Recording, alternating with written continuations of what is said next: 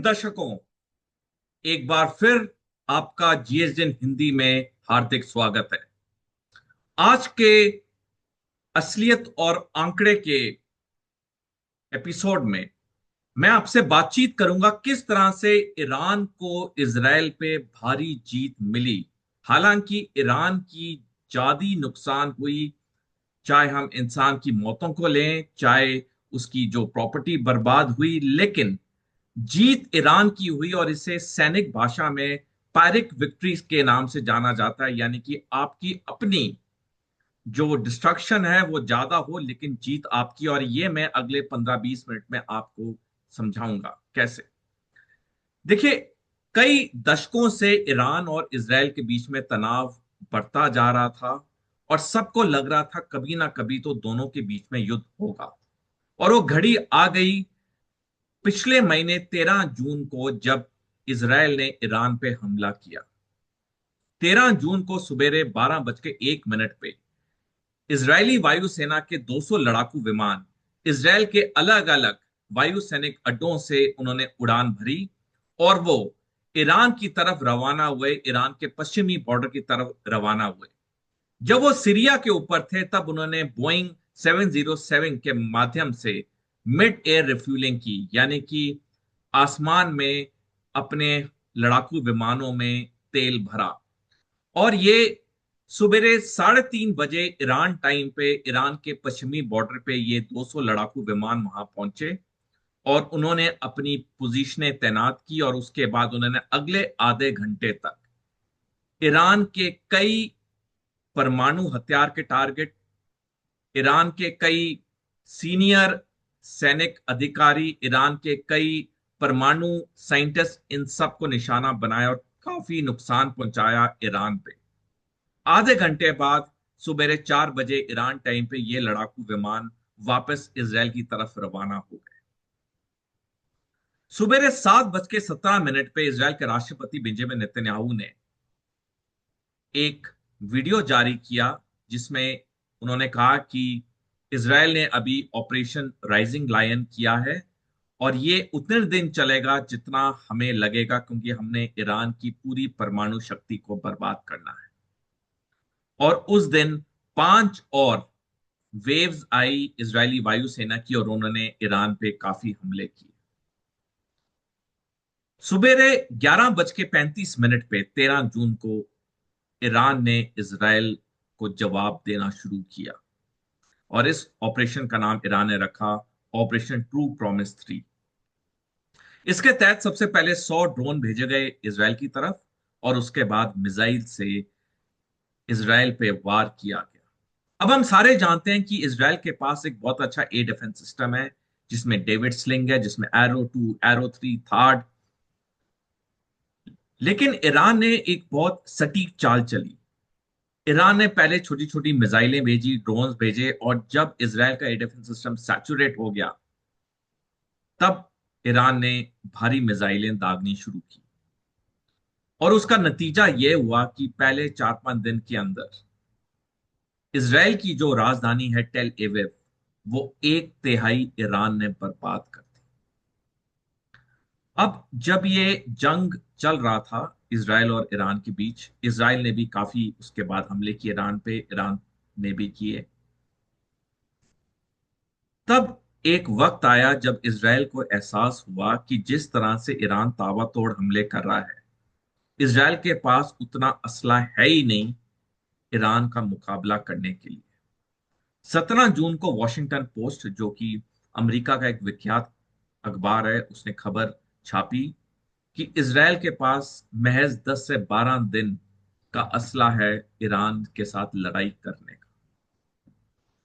यह भी कई अखबारों में रिपोर्ट छपी कि अगर इसराइल ईरान के साथ 1 महीना लड़ाई करता है तो इसराइल को 12 बिलियन अमेरिकी डॉलर का घाटा होगा। ऑलरेडी जो ये इसराइल और हमास की लड़ाई है, जब ये 2 साल पूरा करेगी इस साल अक्टूबर पे, तब लगभग 55.6 बिलियन अमेरिकी डॉलर का घाटा हो चुका होगा इसराइल को। और जो पिछले साल 1.5 महीने की लड़ाई चली इसराइल और हिजबुल्लाह के बीच, उससे 6.67 बिलियन डॉलर का घाटा हुआ है इसराइल को। यानी कि जितने ये जंग इसराइल लड़ रहा है या लड़ रहा था, उसे इसराइल को बहुत घाटा हो रहा था आर्थिक तौर पे। और जब से ये रिपोर्ट छपी कि इसराइल के पास सिर्फ 10 या 12 दिन का असला है ईरान के साथ लड़ने का, जो ये खबर 17 जून को छपी, तब ये चीजें साफ होने लगी कि अब ये जंग ज्यादा दिन चलेगी नहीं। और 20 जून को ईरान ने इसराइल पे फतेह टू मिसाइल, जो कि हाइपरसोनिक मिसाइल है, उससे हमला करना शुरू किया।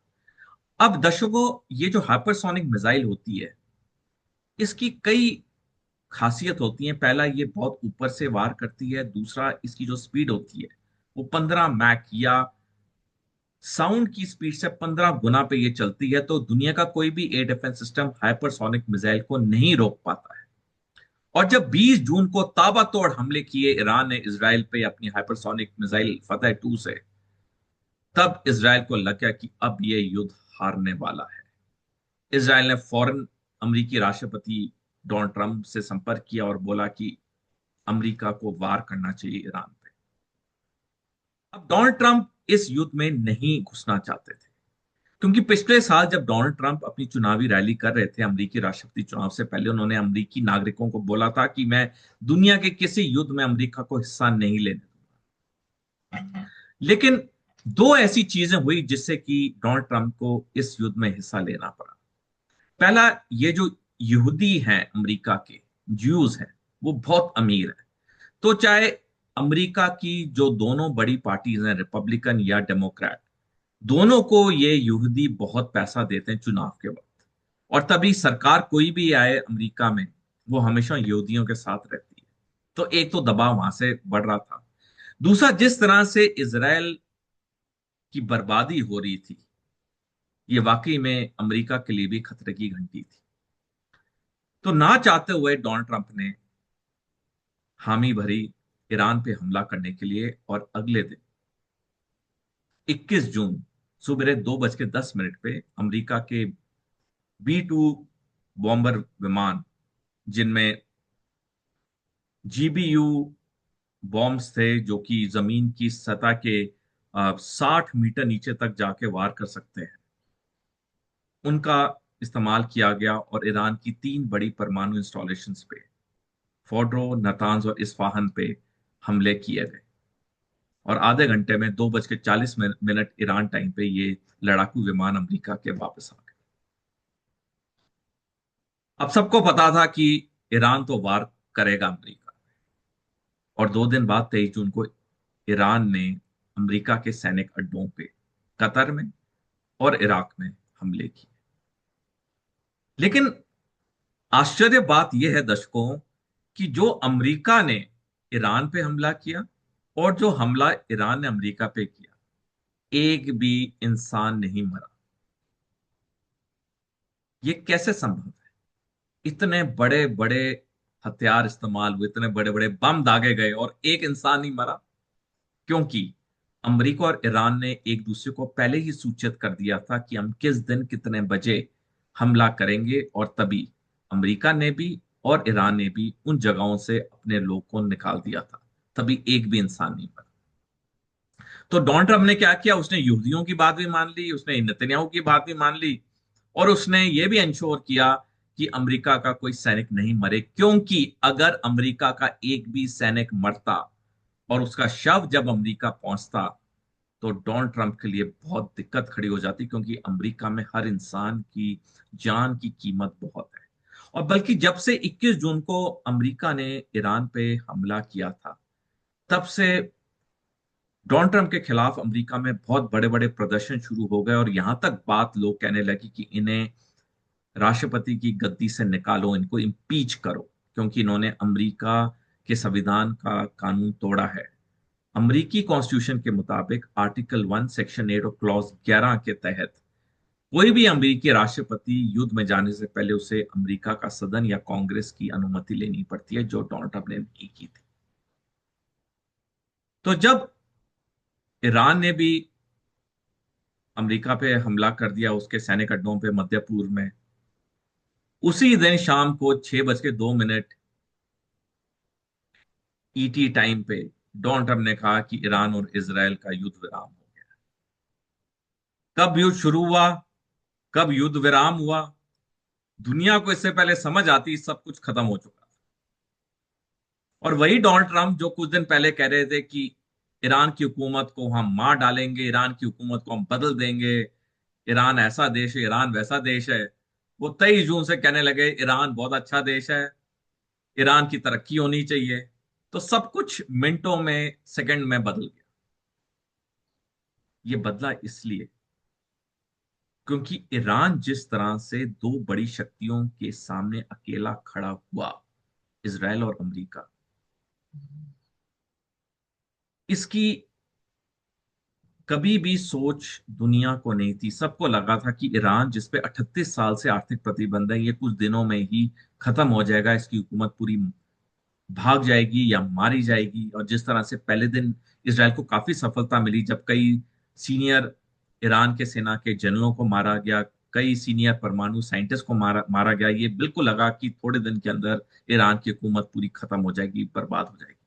लेकिन ऐसा हुआ क्योंकि अमेरिका और इसराइल ने एक भारी चूक की। और चूक ये थी कि वो भूल गए कि ईरान का इतिहास 5,000 साल से पुराना इतिहास है, जिसे पर्शियन सिविलाइजेशन के नाम से कहा जाता है।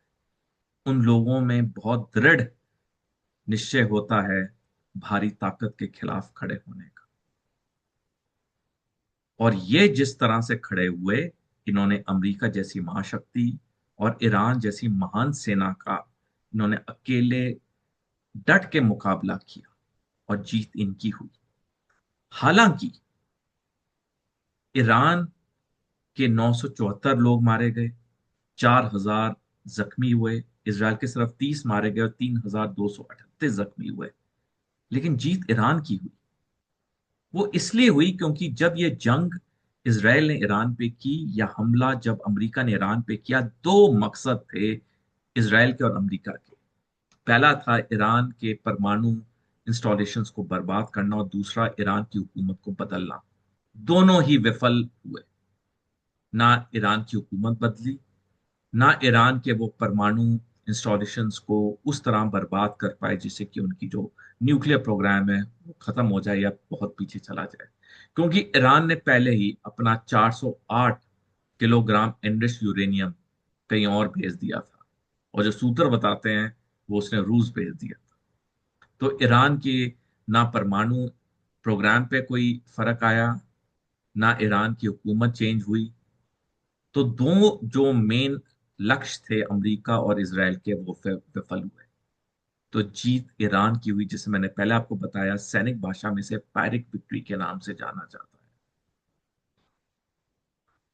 अब आगे का रास्ता दर्शकों क्या है? आगे का रास्ता बिल्कुल साफ है। जिस तरह से ईरान मध्य पूर्व में एक बड़ी शक्ति बन के उभरा है कि उसने इसराइल और अमेरिका का अकेले डट के सामना किया है, अब मध्य पूर्व का सरगना ईरान है। जो 57 मुस्लिम देश हैं जिसे इस्लामिक वर्ल्ड के नाम से कहा जाता है, उसमें भी अब ईरान सरगना बन के उभर चुका है। और वो दिन दूर नहीं जब ईरान परमाणु हथियार बनाएगा। और जिस दिन ईरान ने परमाणु हथियार बना लिए, उस दिन फिलिस्तीन एक देश के रूप में उभरेगा जो टू स्टेट सोल्यूशन के नाम से जाना जाता है, जिसे इसराइल कभी होने नहीं दे रहा। तो ये जो ऑपरेशन राइजिंग लायन इसराइल ने 13 जून को किया ईरान पे, ये आने वाले वक्त में इसराइल के लिए बहुत भारी साबित होगा। अब तो जीत ईरान की हुई, लेकिन आने वाले समय में ईरान परमाणु हथियार भी बनाएगा और ईरान इंश्योर करेगा कि फिलिस्तीन एक इंडिपेंडेंट देश के रूप में उभरे। ईरान ने already international atomic energy commission, जो अंतर्राष्ट्रीय संस्था है जो परमाणु हथियारों को देखती है, उसे उसने विड्रॉ कर लिया है।